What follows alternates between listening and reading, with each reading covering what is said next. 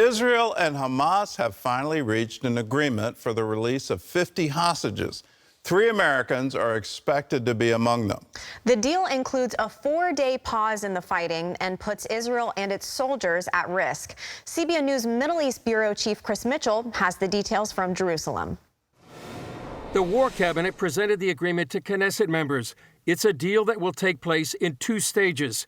In Stage 1, Hamas will release 50 Israeli women and children over 4 days during a pause in the fighting.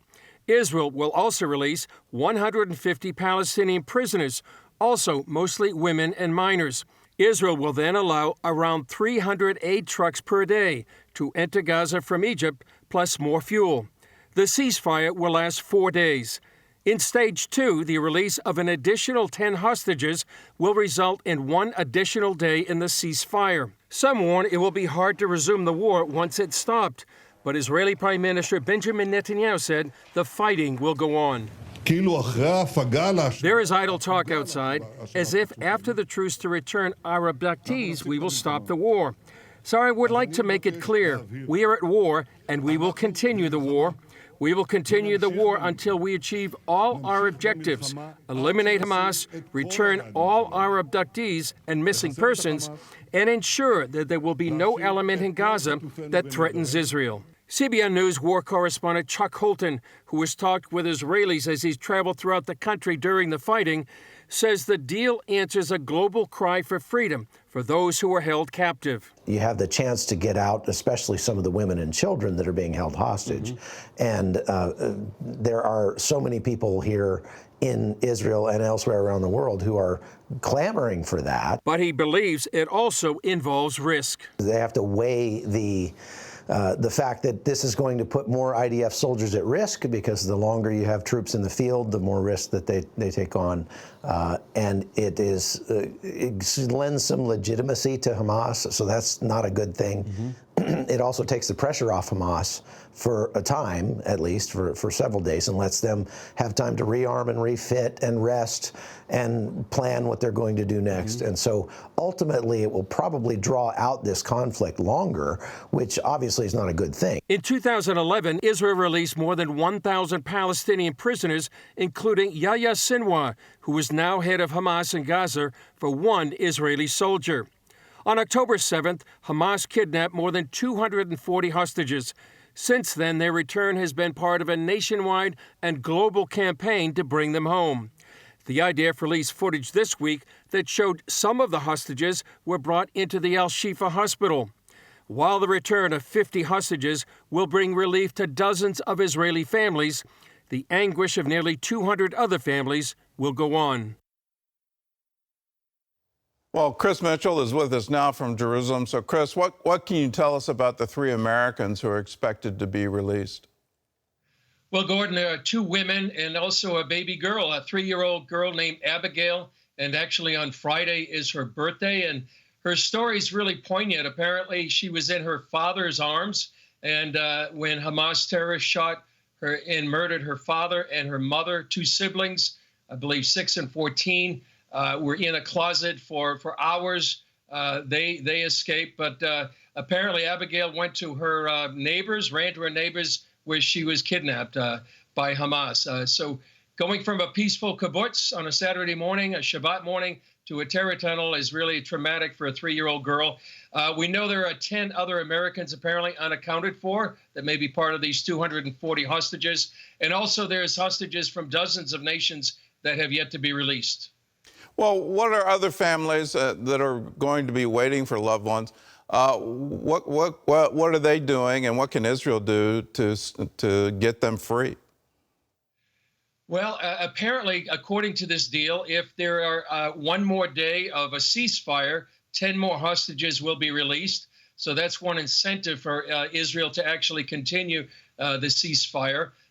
Right now, probably about maybe 200 families are going to be disappointed when these 50 hostages are released. So their anguish will go on. A campaign here in Israel and around the world will go on to continue to free these hostages. One element of this, Gordon, apparently, is that the Red Cross is going to get more involved. There's been a lot of criticism here in Israel and around the world that the Red Cross really hasn't done much if anything, to really try to reach these hostages and to see what condition they're in. And certainly people will continue to pray for the release of these hostages, while at the same time trying to make sure that Israel is able to eliminate the threat of Hamas on its southern border.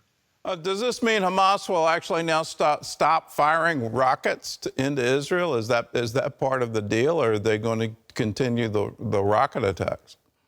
Well, presumably that would certainly be part of a ceasefire, that they would not allow to be, continuing to shoot rockets, which a lot of people are surprised they're continuing to shoot rockets. Here we are, day 47 into the fighting. But yes, that should be part of the ceasefire. One other proviso, Gordon, is the fact that Israel's agreed not to have air surveillance for 6 hours each day. When we talked to Chuck Holton earlier today, he thought that was mind-boggling, that Israel would actually allow its to be blind on the ground, so to speak. He did say perhaps maybe Israel will use satellite reconnaissance or surveillance in lieu of sort of the UAVs that are flying almost all the time, 24/7 around the Gaza Strip. But we'll see what happens, and that's one of the provisos of this deal.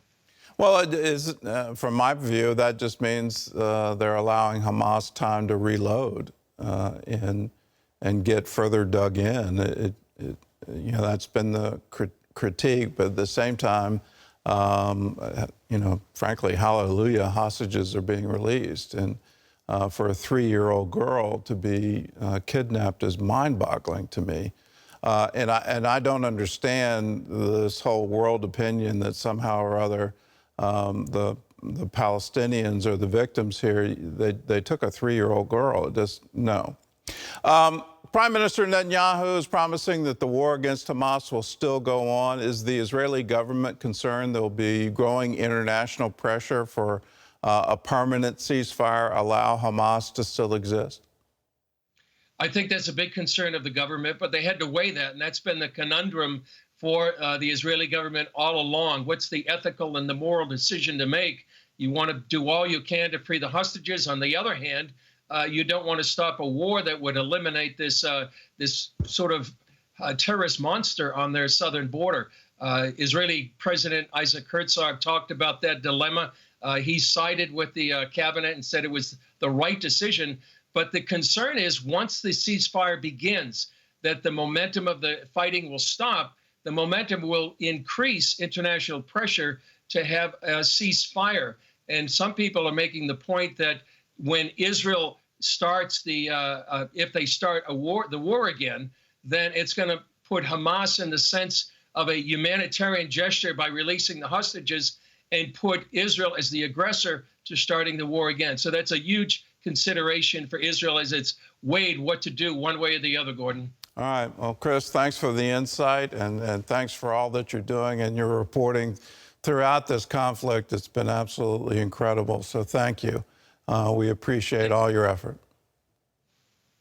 For those of you at home, I just want to underline, Israel is not the aggressor here. And when you hear these terms, free Palestine, from the river to the sea, please understand what that means. That means you're supporting an ideology that says the Israeli state should be wiped off the map. In that, you're advocating for the genocide of all the Jewish citizens of Israel. You're saying they should all be killed. That is in the covenant, if you will, of Hamas, their founding document. And when you hear Palestinians say, we are Hamas, they're signing on to that same thing. Hamas is an offshoot of the Muslim Brotherhood. The Muslim Brotherhood assassinated Anwar Sadat for coming to peace with Israel. They have assassinated every leader that recognized Israel, that tried to come to peace with Israel, to try to form a Palestinian state. They've had numerous times where they were offered a state, going all the way back to the Peel Commission, then the UN, then after the '67 war, then the Oslo Accords. All of these times, they have absolutely refused. The reason is they don't want Israel to exist. So when you support that, You're supporting terrorism. You're supporting genocide. And it makes no sense to me that the world press seems to be against Israel.